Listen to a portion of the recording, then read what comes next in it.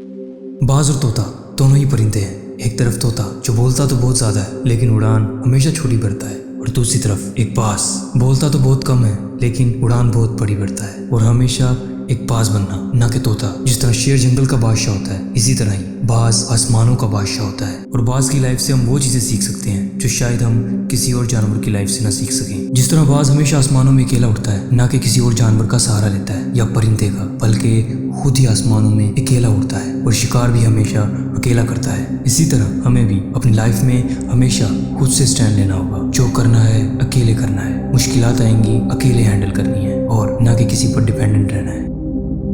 बाज हमेशा बेखौफ उड़ता है। उसे ये डर नहीं होता कि जानवर मुझसे बड़ा है। अगर जानवर बड़ा भी हो लेकिन उसने अगर सोच लिया, अपने जहन में बिठा लिया, अगर माइंड में अपने ये विजन बना लिया कि मैंने इस जानवर का शिकार करना है, तो चाहे जो भी हो जाए बाज उस जानवर को अपने हाथ से नहीं जाने देगा। और यही चीज़ अगर हम अपनी लाइफ में इम्प्लीमेंट करें तो हम बहुत जल्दी से कामयाब इंसान बन सकते हैं। यानी कि अगर हमने एक चीज़ अपने जहन में बिठा ली, फिर चाहे जो कुछ भी हो जाए उस चीज़ का पीछा नहीं छोड़ना। जब तक हमें सक्सेस नहीं मिलती उस चीज़ को छोड़ना नहीं है।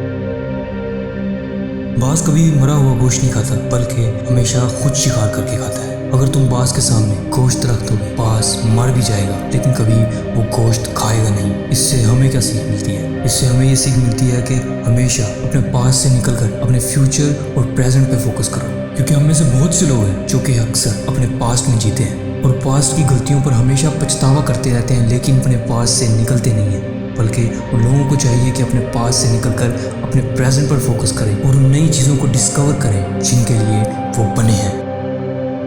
एक बाज हमेशा बेखौफ आसमानों में घूमता है। आपने वो मिसाल तो सुनी होगी कि जब भी बारिश हो, जितने भी परिंदे इस दुनिया में एग्जिस्ट करते हैं सब अपना आशियाना ढूंढते हैं, सब अपना घर बार ढूंढते हैं और छुप जाते हैं, जबकि बाज बादलों से ऊपर उठता है जहाँ पर बारिश ही नहीं होती। और इससे हमें ये सीख मिलती है कि हमेशा अपनी डिफ़िकल्टीज़ को ओवरकम करने की कोशिश करो, ना कि डिफ़िकल्टीज़ तुम्हें ओवरकम कर लें। क्योंकि एक मशहूर राइटर नेपोलियन हिल्स ने कहा था, every problem come with a greater opportunity. यानी कि जब भी कोई प्रॉब्लम आती है तो अपने साथ अपने से बड़ी अपॉर्चुनिटी को लेकर आती है, और तुम्हें उस अपॉर्चुनिटी पर फोकस करना है, ना कि उन मुश्किलात पर।